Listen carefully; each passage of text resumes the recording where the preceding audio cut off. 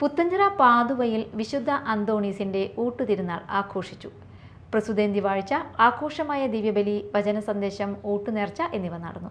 Father Aloysius Polakkal, father Sebastian Panjikkaran എന്നിവർ ചടങ്ങുകൾക്ക് കാർമ്മികത്വം വഹിച്ചു. നിരവധി വിശ്വാസികൾ പങ്കെടുത്തു.